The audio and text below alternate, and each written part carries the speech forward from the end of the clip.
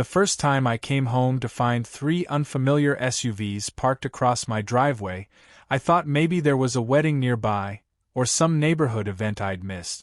My house sat just outside the boundary of the HOA, tucked on the corner with a big driveway that could fit 6 cars without anyone blocking the street. I had bought it precisely for that reason, space.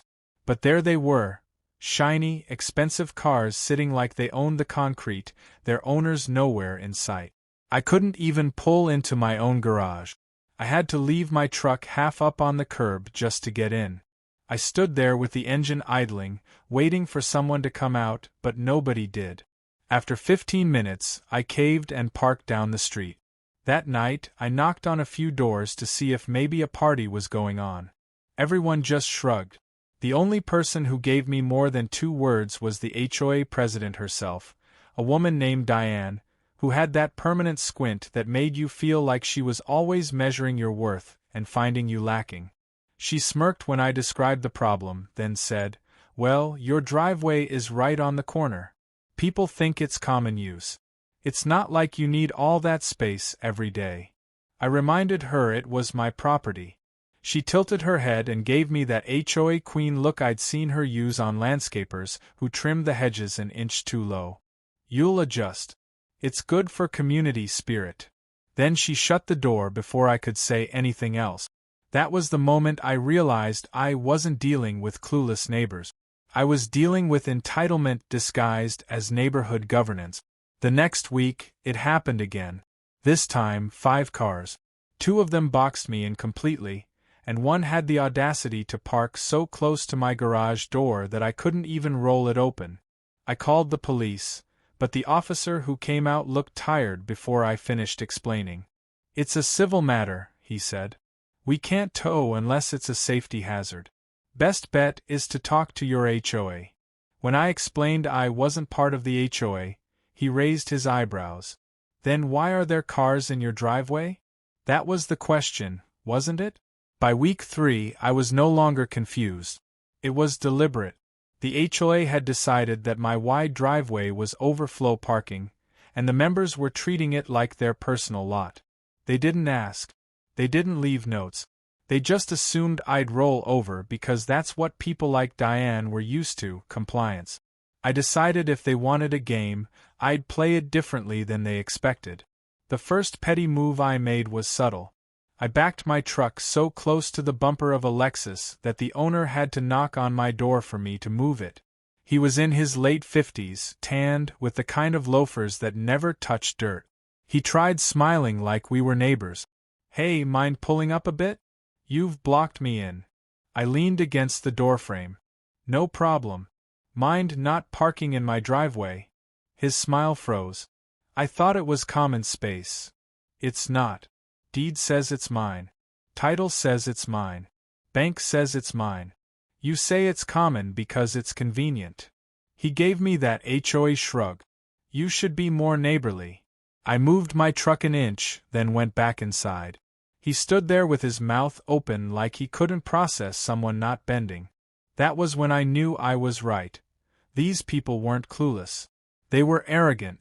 By the 4th weekend, I had a spreadsheet going. Make, model, plate numbers. I'd even set up one of those motion cameras above the garage to document every car. It wasn't just about inconvenience anymore. It was about building a case. If they thought they could squat on my property, I was going to treat it like a business. Things escalated one Saturday afternoon. I came home with groceries, only to find the entire driveway full, 7 cars crammed in like sardines. A couple were parked at an angle, blocking the sidewalk. I parked on the street again, but this time I didn't just fume. I walked straight to Diane's house. She opened the door with that thin smile, already knowing why I was there. "Your neighbors needed parking," she said. "You weren't using it." "You don't get to decide that," I replied. Her smile faltered. "The HOA has discussed this. Your driveway is practically public access given its position." I laughed. "So let me get this straight. You had a meeting where you decided my property was yours." "Don't be dramatic," she said, but her eyes flickered. I pulled out my phone and showed her the deed, which I had saved in PDF for just this kind of conversation. Her jaw tightened. That doesn't change community needs. That was when I realized this wasn't going to stop on its own. Diane didn't care about legality. She cared about control. And the members followed her lead, either because they were intimidated or because they enjoyed the convenience.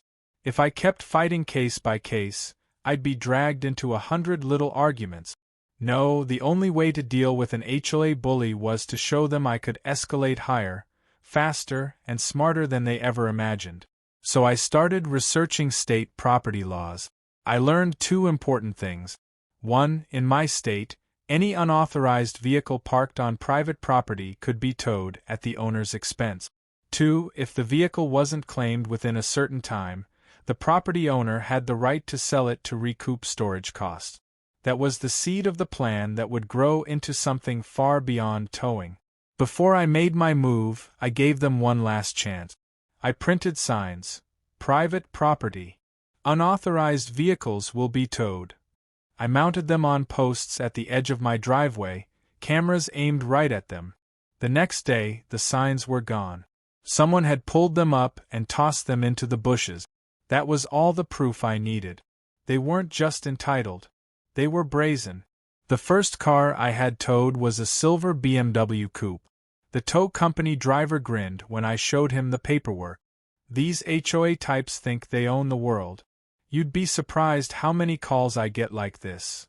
Watching that car disappear down the street on the back of a flatbed was pure satisfaction.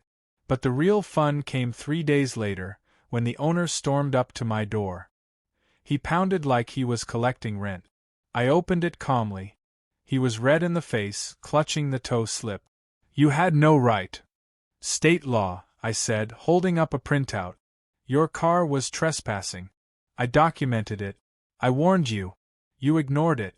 You'll find your car at City Towing. Have a nice day." He sputtered, cursed, and stormed off. I shut the door and leaned back, heart racing. Not from fear, but from exhilaration. Because I knew what none of them realized yet. This wasn't just about towing cars. This was about leverage. And I had just discovered how much power their arrogance had handed me. That night, I sat at my kitchen table with a glass of bourbon, watching the camera footage. Each car that rolled into my driveway without permission wasn't just an inconvenience anymore. It was a $sign, a lesson, a warning shot. They thought my driveway was theirs? Fine. They could pay me for the privilege. Or better yet, they could lose more than they ever expected. And so the idea took shape, not just to tow but to auction. If they treated my property like a parking lot, then I would treat their cars like abandoned inventory. And once I started, there would be no going back. The first auction didn't start as an auction at all. It began with a simple call to the tow yard, asking them what happened when someone didn't pick up their car. The manager, a guy named Carl with a voice like gravel, explained the process with the weariness of someone who had said the same thing 1,000 times. After 30 days, if the owner hasn't paid the tow and storage fees, we file with the state. Then it's legally considered abandoned, and we're allowed to auction it off. Proceeds go to cover the costs. Anything left over is technically supposed to go back to the owner, but in practice, nobody comes back once they've lost it that far. I asked him how often it happened. He chuckled. "More than you'd think. People get stubborn. They'd rather ditch the car than admit they screwed up." That was when the idea hardened into something more than just a threat. It was one thing to tow their cars. It was another to weaponize their pride. I didn't just want them to pay a fee. I wanted them to feel the sting of losing something they thought they owned outright. Because that was the heart of their entitlement. They thought they owned everything around them, even what belonged to me. The next weekend, as if on cue, 4 cars filled my driveway. One of them belonged to Diane's husband, a hulking black Escalade that probably drank a gallon of gas for every trip to the HOA clubhouse. I didn't hesitate this time. I had Carl's number on speed dial. The tow truck arrived within 20 minutes, chain rattling, amber lights spinning. I stood in the driveway sipping coffee while my neighbors watched from their porches. Nobody moved to stop it. They just stared, mouths tight, as if they were witnessing something sacrilegious. By nightfall, all 4 cars were gone, lined up neatly in the tow yard like trophies. The storm arrived the next morning. Diane herself marched up my driveway in heels that stabbed the concrete like nails in a coffin. Her face was crimson, and in her hand was a clipboard. Always a clipboard, as if paperwork gave her divine authority. She jabbed it toward me. "You've crossed a line. This community will not tolerate vigilante behavior." I leaned against the doorframe, keeping my tone steady. "It's not vigilante behavior. It's state law. Your members parked illegally on private property. I enforced my rights." "You were supposed to bring complaints to the board," she snapped. "I'm not in your board," I reminded her. "And I don't answer to your rules." Her lips pressed into a line so thin it nearly disappeared. "We will take legal action." I smiled. "Great. I love judges. They read deeds. Should I bring mine, or will you?" She turned on her heel and stormed off, but the seed of unease was there. She'd expected me to back down. Instead, I had escalated. And for people like Diane, escalation was something they couldn't process unless they were the ones doing it. Over the next 2 weeks, the tow truck became a familiar sight on our street. The HOA members seemed incapable of learning. Maybe they believed Diane would protect them. Maybe they thought I'd grow tired of calling Carl. But every time a bumper crossed the invisible line into my driveway, I picked up the phone. The cars vanished like clockwork. Lexus, Mercedes, even a Porsche that gleamed like liquid silver under the tow yard light. Each time, I documented everything with my camera system. Plates, timestamps, drivers' faces. It was a digital vault of entitlement. What I hadn't expected was the effect on the neighborhood atmosphere. At first, people whispered. Curtains twitched when the tow truck rolled in. Then the whispers turned into open conversations. Some neighbors stopped me on the street. A retired teacher named Mrs. Klein clutched my arm one morning. "Don't let them push you around. That HOA has been a cancer for years." A younger couple 2 houses down offered to split the cost of extra cameras if I wanted more angles.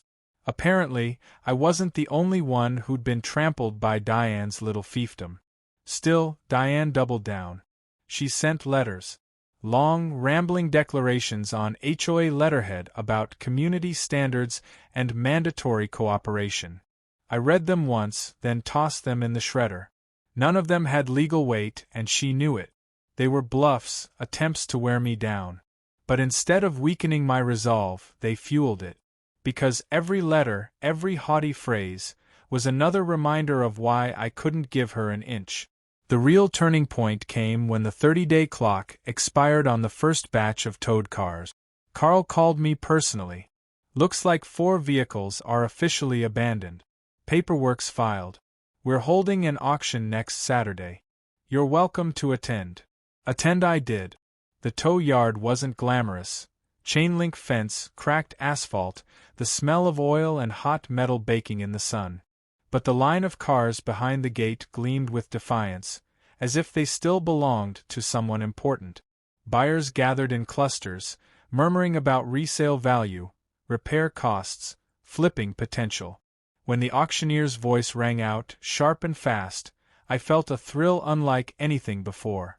The Lexus went for $12,000. The BMW fetched nearly 15.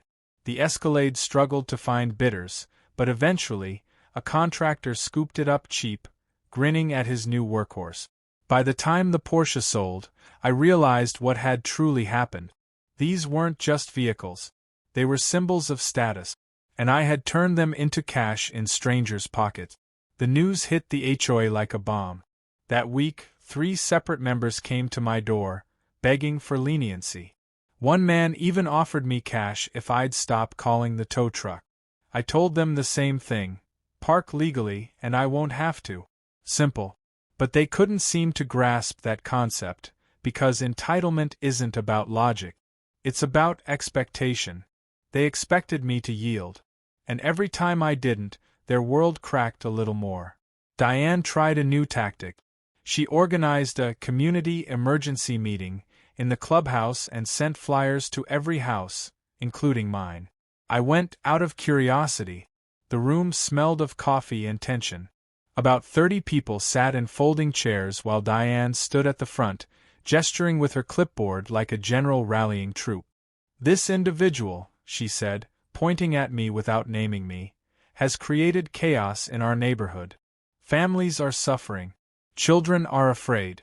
He is destabilizing the community." Murmurs rippled through the room. Some nodded, but others looked uneasy. One older man raised his hand. "Weren't the cars parked illegally?" "That's not the point," Diane snapped. "We must present a united front. If we allow selfishness to triumph, we all lose." I stood slowly, letting the chair scrape. "The point is exactly that. Your members parked on my property. I warned you. You ignored me. I enforce the law. If you're upset, maybe stop trespassing." Gasps, whispers. Diane's face twisted, but before she could retort, another voice spoke up. Mrs. Klein, the retired teacher, clear and firm. "He's right. You've bullied people here for years, Diane. Finally, someone stood up to you." That broke the room. Arguments erupted. Some sided with Diane, others with me. The meeting ended in chaos, people storming out, muttering under their breath. Diane's empire had cracks, and I had done nothing but enforce my rights. I woke up one Thursday morning to the sound of pounding. Not a knock, pounding, insistent and angry, like someone wanted to break down the door. I opened it to find 2 uniformed officers standing on my porch, with Diane beaming behind them like she'd just won the lottery. One officer asked if I was the homeowner, and when I said yes, he launched into a speech about illegal towing, stolen property, and criminal complaints. Diane crossed her arms with triumph, her eyes gleaming as if she was about to watch me get cuffed. I invited the officers inside, and calmly brought out the stack of paperwork I'd been compiling for weeks. Deed to my house, property line maps, copies of the state statutes, screenshots of the law's wording highlighted in yellow, and video footage of each car driving onto my driveway. I placed everything on the table like cards in a poker game. The officers leafed through it silently. Diane hovered near the door, her smile slipping little by little with each page turned. Finally, one officer looked up. "Ma'am," he said, turning to her, "everything appears to be in order. His actions are legal. You'll need to pursue this civilly if you think otherwise." The sound Diane made was halfway between a gasp and a choke. She tried to recover with righteous indignation. "But he's destabilizing the community. He's profiting off our members." The officer raised an eyebrow. "By enforcing his rights on his own property? That's not a crime." She turned red, sputtered a few more protests, then stormed out without another word. The officers shook my hand before leaving, one of them muttering, "Good luck with your neighbors." I couldn't help but laugh. That was Diane's big move? Calling in the cavalry only to watch them march away on my side? If anything, it emboldened me. But it also confirmed something. Diane wasn't going to stop. If she had tried the cops this time, next time she'd try something bigger.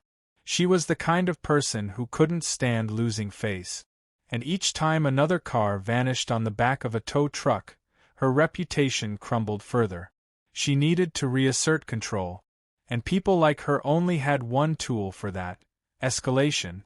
Her next move came faster than expected. That weekend, I discovered she had filed for an injunction against me in small claims court. The paperwork accused me of harassment, abuse of process, and, my favorite phrase, malicious interference with community harmony. She wanted a judge to bar me from towing any more cars. I showed up in court prepared. My binder of evidence was thick enough to bruise if thrown. Diane arrived in a sharp suit with a parade of HOA members sitting behind her like a jury of her peers. When the judge walked in, Diane went on the offensive, painting me as a hostile recluse who was destroying neighborhood unity. She spoke with the confidence of someone who'd won countless HOA disputes by sheer force of personality. Then it was my turn. I didn't bother with dramatics. I simply laid out the facts. Property deed, camera footage, state law printouts, towing receipt. The judge flipped through my exhibits, barely glancing at Diane's flowery language. Finally, he sighed. "Ms. Barnes," he said, using her last name, "this is not an HOA matter. This is private property. The defendant has acted within his legal right. Your motion is denied." The silence in that courtroom was glorious. Diane's face was a study in rage, her knuckles white on the clipboard she'd brought like a talisman. The HOA members behind her shifted uncomfortably, realizing their queen had just been publicly dethroned. I walked out feeling 10 feet taller. Of course, victories like that don't end wars. They fuel them. A week later, I found my driveway empty, but my mailbox stuffed with anonymous letters. Some were typed, some handwritten, all demanding that I respect the community and stop profiting from others' misfortunes. A few were more colorful, with threats about what might happen if I didn't comply. I saved them all, adding them to my growing archive. Each one was evidence. Each one was leverage. But the real shock came one morning when I found my truck keyed from headlight to taillight. A long, deep scratch that glared in the sun like a wound. My stomach churned, but I forced myself to stay calm. This was the retaliation I'd been waiting for. They couldn't win legally, so they'd try to break me with vandalism. I called the police, filed a report, and handed over the mailbox letters along with the footage from my cameras. Sure enough, the grainy video showed a figure in a hoodie crouched near my truck in the middle of the night. The police didn't say much, but I could tell they were taking it seriously. Instead of backing down, I doubled my cameras. Every angle of the driveway, the yard, even the street was covered. I wasn't just defending myself anymore, I was gathering ammunition. If Diane or her cronies wanted to play dirty, I'd make sure they paid triple for every move. The irony was that while Diane pushed harder, other neighbors began drifting closer to me. The younger couple who had offered to help with cameras invited me over for dinner. Mrs. Klein dropped by with cookies and stories about how the HOA had fined her for planting daisies instead of roses. One by one, people began confiding their grudges against Diane. My war had become a spark, igniting long-buried resentment. I realized then that the real power shift wasn't in the cars I auctioned. It was in the perception of control. Diane's authority was built on fear and compliance. The more I defied her, the more others saw it was possible. And once the illusion cracked, it spread like wildfire. Still, Diane had one last card to play. Late one night, I was jolted awake by flashing lights outside my window. I stumbled to the door and saw fire trucks parked on the street, hoses unspooled, firefighters shouting. Someone had called in a report of a fire at my house. Of course, there was no fire. Just a mistaken call. But the implication was clear. If Diane couldn't win in court or by intimidation, she'd try to bury me under chaos. I stood in the yard watching the firefighters pack up, anger simmering under my calm exterior. Diane had crossed from petty power plays into dangerous territory. False emergencies weren't just annoying. They were illegal. And if she thought I wouldn't push back, she was about to learn how wrong she was. The next morning, I called my lawyer. Yes, I had one now. Between the scratched truck, the letters, and the false fire report, I had enough to make a case for harassment. My lawyer grinned as I handed over the stack of evidence. "You've built this beautifully," he said. "She's hung herself with her own rope." What Diane didn't know was that the law she had tried to wield against me was now my greatest weapon. Every letter, every scratch, every bogus emergency was another nail in the coffin of her credibility. And as the case built, I kept towing. Cars kept disappearing from my driveway, one flatbed at a time. The auction schedule filled my weekends. Buyers were practically lining up now, eager for discounted luxury vehicles that prideful HOA members were too stubborn to reclaim. I knew we were heading for a climax. Diane was too entrenched to retreat gracefully. She would push harder, risk more, until she toppled under the weight of her own fury. And I was more than ready. Because this wasn't just about a driveway anymore. It was about showing her, and everyone like her, that entitlement has consequences. The day after Diane was served, the neighborhood felt like it had been turned upside down. People who used to avoid eye contact now waved at me when I passed. Conversations on the sidewalks were no longer whispered, they were loud, animated, and often about her. For years, the HOA had been untouchable, with Diane at the helm issuing fines, threats, and lectures like a monarch on her throne. But now that a sheriff's deputy had walked across her lawn and handed her papers, the image of invincibility was gone. She had been reduced to just another neighbor, one with legal trouble hanging over her head. I thought maybe, just maybe, she would retreat. Most people would have.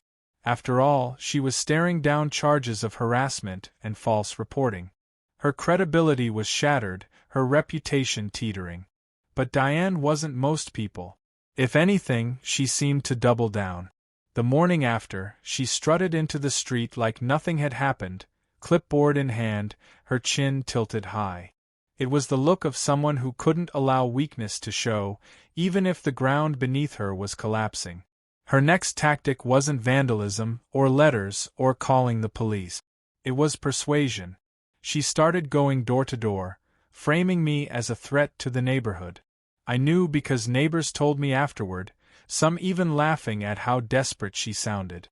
"He's destabilizing our community," she repeated like a mantra. "He's exploiting the law for profit. If we don't stop him, no one's property is safe." But the spell she used to weave so easily wasn't working anymore. People remembered the fines she'd slapped them with for having the wrong mailbox paint, the warnings she issued for leaving trash cans out an hour too long, the lectures about lawn length. For years, they'd tolerated her control because they didn't see an alternative. Now they had one. Me. The guy who said no. The guy who refused to bow. And it was contagious.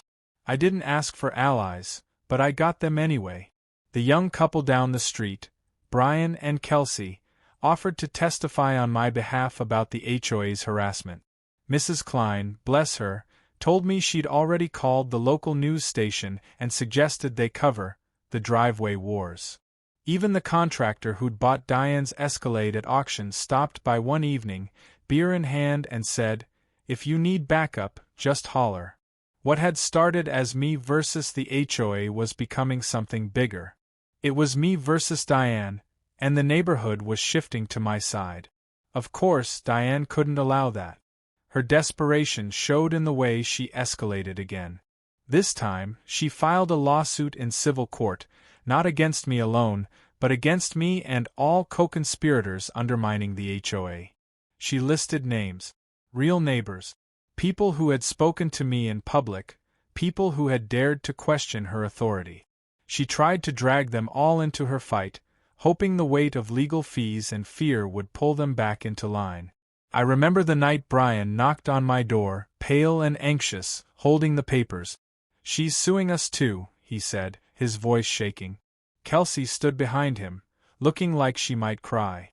"We don't know what to do. We can't afford this."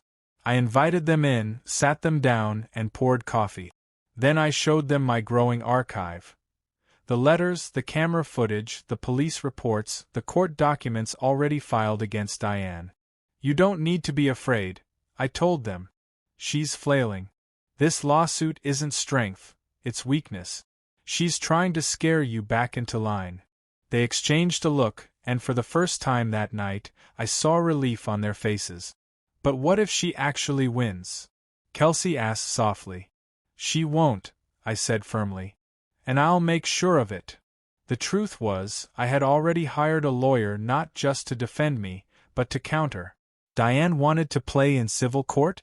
Fine. I was preparing my own suit. Defamation, harassment, damages to my property, punitive damages for the stress and threats. What she thought would intimidate me was only giving me more fuel. The next weeks blurred into a rhythm of depositions, hearings, and, of course, towing. The HOA members still hadn't learned. Cars kept appearing in my driveway like offerings on an altar, and I kept calling Carl. The tow yard grew richer, the auctioneer busier, and I kept meticulous records of every vehicle processed. By now, I wasn't just protecting myself. I was running an operation. And the more Diane screamed about it, the more legitimate it became. After all, if I had the law, the courts, the neighbors, and even the local tow yard on my side, then wasn't I just enforcing order where she had failed? One Saturday morning, the escalation took another turn. I stepped out to get the paper and noticed fresh signs planted around the neighborhood. They read, "Boycott the driveway tyrant. Save our community." Underneath was a caricature of me, bald, scowling, with dollar signs for eyes. I laughed so hard I nearly dropped my coffee. Diane had reduced herself to propaganda campaigns. She must have printed dozens of these signs and scattered them everywhere. But instead of sparking outrage against me, they became running joke. Kids posed next to them, neighbors sent me pictures, and one even ended up on social media. Within days, the hashtag driveway tyrant was trending locally, and not in the way Diane intended. People were mocking her, not me. The more desperate she got, the more isolated she became. At the next HOA meeting, which I attended purely for entertainment, the cracks were obvious. Attendance was down, voices were raised, and several members openly challenged her leadership. One man shouted, "We're bleeding cars and money because of you, Diane." Another woman accused her of misusing HOA funds for legal fees. The room dissolved into shouting, with Diane banging her clipboard like a gavel nobody respected anymore. I sat in the back, arms crossed, a smile tugging at my lips. She had built her kingdom on fear, and now it was crumbling in real time. All I had done was hold my ground. The rest she had done to herself. But she wasn't done fighting. Not yet. A few days later, I came home to find an unfamiliar car parked in my driveway again. Only this time, it wasn't a Lexus or a Porsche. It was a beat-up sedan with expired tags, dented doors, and fast food wrappers piled inside. It looked abandoned already. I called Carl out of habit, and when he arrived, he frowned. "That's weird," he said. "Usually these HOA folks drive nice stuff." He hauled it away anyway, but I couldn't shake the feeling that it was deliberate. A plant. Sure enough, the next day I received another letter. This one from Diane's lawyer, accusing me of illegally profiting from towing innocent, non-HOA vehicles. She claimed I was abusing the system by targeting random cars. The audacity of it almost impressed me. She had deliberately dumped a junker in my driveway just to create a new angle of attack. I handed the letter to my lawyer, who chuckled. "She's running out of moves," he said. "But every one of these stunts only strengthens your case. Keep documenting. Keep towing. Let her dig the hole." That was the thing about Diane. She couldn't help herself. She didn't know when to stop. Every time she tried to paint me as the villain, she only revealed more of her own desperation. And now the courts were watching, the neighbors were watching, and even the news was circling closer thanks to Mrs. Klein's calls. The first sign that Diane's empire was truly collapsing came not from her, but from the HOA's own treasurer. His name was Mark, a quiet, balding man who usually sat 2 chairs down from her during meetings, nodding along to everything she said like a loyal sidekick. One evening, he knocked on my door looking like he hadn't slept in days. His tie was crooked, his eyes bloodshot, and he kept glancing over his shoulder as if Diane herself might appear out of the shadows. "I can't do this anymore," he said the moment I opened the door. "She's draining the HOA account. Legal fees, printing costs, reimbursements for stress-related wellness treatments. It's not sustainable. She's going to bankrupt us all." I let him in and poured coffee, listening as he unloaded years of frustration. Diane had been funneling money out of the HOA for personal use, disguising it under vague expense categories. Nobody had questioned her before because she projected confidence, waved around her clipboard, and dared anyone to challenge her. But now that neighbors were defecting, people were looking more closely. Mark had access to the books, and the numbers didn't lie. "She's desperate," he said, rubbing his temples. "She knows the lawsuit against you is going nowhere, so she's trying to bury you in process. Filing motions, dragging it out. Every bill goes straight to the HOA's account. We're already down over 50 grand this year. If it continues, dues will double, maybe triple." I leaned back in my chair, letting that sink in. Diane wasn't just losing cars. She was bleeding her own base dry in the process. And sooner or later, the people footing the bill were going to turn on her. "Would you testify?" I asked. Mark hesitated, then nodded. "If it comes to that, yes. She's crossed the line." When he left, I felt a new kind of clarity. Up until now, my strategy had been mostly defensive: protect my property, enforce the law, counter her moves. But now the cracks were wide enough that I could see daylight. This wasn't just about surviving Diane anymore. It was about dismantling her power completely. The timing couldn't have been better, because that weekend another auction rolled around. The tow yard was packed, not just with buyers but with curious onlookers. Word had spread about the driveway auctions, and people came just to watch. Carl, the tow yard manager, joked that he should start charging admission. As the cars rolled onto the block, a Mercedes, a Cadillac, even a cherry-red convertible, I noticed people snapping pictures, laughing, gossiping. Every sale was another nail in Diane's coffin, another symbol of how her reign had turned from intimidation to humiliation. By the end of the day, when the convertible sold for a modest 5 grand, I realized something extraordinary. This had become entertainment. Neighbors were bonding over Diane's downfall, finding joy in watching entitlement get its comeuppance. Of course, Diane noticed too. The following Monday, a letter arrived from her lawyer, accusing me of unlawful profiteering from community assets. The phrasing made me laugh. She was still trying to spin my driveway as communal property, as if repeating it often enough would make it true. I handed it to my lawyer, who simply added it to the growing pile. At this point, her threats carried less weight than junk mail. But she wasn't done. One night, around midnight, I was jolted awake by the sound of metal clanging outside.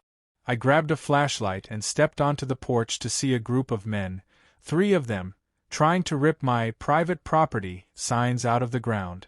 One had a crowbar, another a hammer. My cameras caught the whole thing, their faces illuminated in the harsh glare of the motion light. When they noticed me, they bolted, sprinting down the street like teenagers after a prank. The next morning, I reviewed the footage and realized I recognized them. HOA board members. Diane's loyalists. She had escalated again. This time sending people to physically tear down my defenses. I filed another police report, handed over the footage, and forwarded everything to my lawyer. If Diane wanted to wage war in the shadows, I'd drag it into the light. And light was exactly what came next. Thanks to Mrs. Klein's persistence, a local news crew showed up on my lawn one bright Thursday morning. The reporter, a young woman with perfect hair and a microphone that gleamed in the sun, asked if I'd be willing to talk about the driveway drama that's captivated the neighborhood. I hesitated at first, but then I thought about Diane's signs, her lawsuits, her midnight sabotage. Why not? So I told my story. Calm, measured, factual. I explained the trespassing, the towing, the auctions, the harassment, and the retaliation. I showed them the camera footage, the scratches on my truck, the letters. The reporter's eyes widened with every piece of evidence. When the segment aired that night, it wasn't just a local story. It went viral. Clips of tow trucks hauling away luxury cars were shared across social media with captions like HOA gone wrong and entitled parking fiasco.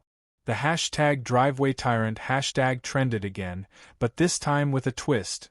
People were calling me a hero. Diane, predictably, lost her mind. The very next day, she stood in the street yelling at anyone within earshot that I had manipulated the media, that I was a con artist, that the neighborhood was being destroyed by my selfishness. But the more she ranted, the more unhinged she looked. Neighbors filmed her on their phones, uploading clips that only fueled the fire.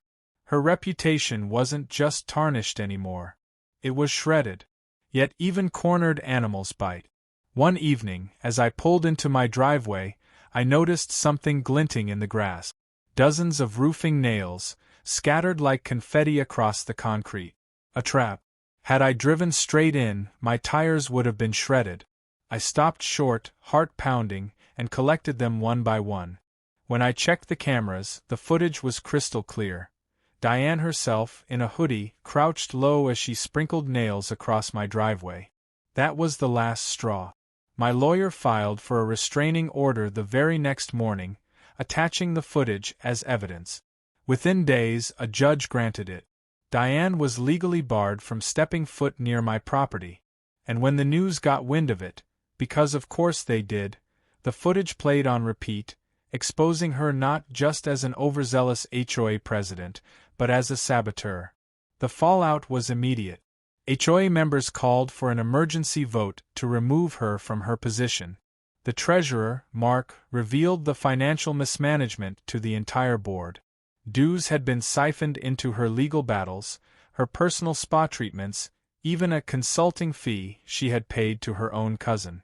Outrage rippled through the neighborhood. Longtime loyalists turned on her overnight.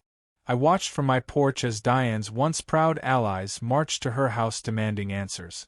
She shouted from the doorway, tried to wave her clipboard, tried to project the authority she no longer had. But the more she yelled, the more people walked away, shaking their heads. Her kingdom had collapsed. And yet, I couldn't shake the feeling that she had one last move in her. People like Diane didn't fade quietly. They clawed and scratched until the very end. I told myself to stay alert, to keep the cameras rolling, to keep the paperwork tidy. But deep down, I wondered, what could she possibly have left? Months, my driveway sat empty on a Friday night. No BMWs, no Escalades, no defiant park jobs daring me to tow.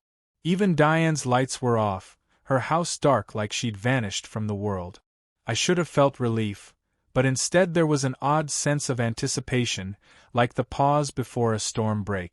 After everything, lawsuits, auctions, vandalism, even roofing nails, I knew Diane wasn't the type to retreat quietly. She would come back one last time, and when she did, it would be spectacular. The storm came the following Tuesday morning. I woke up to the sound of engines. Not one or two, dozens. I pulled open the blinds to see a parade of cars pulling onto my street. Minivans, SUVs, sedans. Some were HOA members, others were unfamiliar faces clearly recruited for the occasion. At the front, standing tall in her driveway, was Diane. Clipboard in hand, megaphone strapped across her shoulder like a general preparing for battle. Within minutes, my driveway was swarmed. Cars angled in tight, blocking each other, blocking me. Some even pulled onto my lawn. Diane raised the megaphone and announced to anyone within earshot, "We are reclaiming our community. This driveway belongs to the neighborhood, and today we stand united against exploitation." I stepped outside, calm as ever, coffee steaming in my hand. Neighbors stood on porches, phones out, filming the scene like spectators at a sporting event. Diane's voice crackled through the megaphone, but it didn't carry conviction anymore. It carried desperation. She was staging her final stand, and she knew the cameras would capture every second. I let her rant for a while before I finally raised my voice. "Just so everyone knows, you're all being recorded," I said, pointing to the cameras mounted across my house. "You're trespassing on private property. And in about 15 minutes, every single one of these cars will be on a flatbed." That got murmurs. Some of the drivers shifted nervously. Diane barked into her megaphone, "Ignore him. He's bluffing. He can't tow all of us." I smiled. "Watch me." I pulled out my phone and dialed Carl. By now, he knew my number better than his own. "Big job," I said. "Bring every truck you've got." The next hour was chaos and pure theater. One by one, tow trucks rolled in, amber lights flashing like a parade of justice. The crowd of cars that Diane had gathered began to dwindle, each one hooked, lifted, and carried away while neighbors cheered from sidewalk. People laughed, shouted encouragement, even clapped as another shiny vehicle disappeared down the street. Diane shrieked into her megaphone, calling me a tyrant, a thief, a menace. But her voice was drowned out by the sound of chains and engines and the laughter of those who had once feared her. When the last car was gone, silence fell again. Diane stood alone in my driveway, clipboard clutched to her chest like a shield. Her army had fled, her spectacle had backfired, and now she was nothing more than a woman with no power left to wield. She threw the clipboard down and screamed, raw and wordless, before storming back to her house. That should have been the end. But Diane wasn't finished yet. 2 days later, she appeared in court for her appeal. I was there, of course, binder in hand, lawyer at my side. She arrived alone. No entourage, no loyalists, not even her husband. Her voice shook as she tried to argue that I had turned the neighborhood against her, that my auctions were illegal profiteering, that the driveway had always been intended for communal use. The judge barely let her finish. He flipped through my binder, glanced at the footage, and finally leaned forward. Ms. Barnes, this case is not only without merit, but it borders on frivolous litigation. The defendant has acted entirely within the law. Your appeal is denied. The gavel came down with a crack that echoed like the closing of a tomb. Diane's face crumpled. For the first time, I saw not anger but defeat. She shuffled out of the courtroom without looking back, shoulders hunched, clipboard nowhere in sight. News of her defeat spread quickly. Within a week, the HOA held a special vote. Diane was removed as president, stripped of her authority, and replaced by none other than Mark, the treasurer who had turned whistleblower. His first act was to freeze all spending, review the books, and lower dues. His second act was to formally issue a community-wide reminder. Private property was not to be used without permission. The irony wasn't lost on anyone. Diane tried to cling to relevance, but it was over.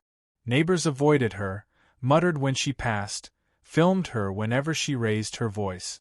She became a ghost of her former self, her once manicured lawn starting to slip into neglect, weeds sprouting through cracks in the driveway she could no longer control. She stopped coming to meetings. Eventually, the house went up for sale. Rumor had it she was moving in with a relative across town, a place where no one knew her name or her clipboard. The neighborhood transformed in her absence. People smiled more.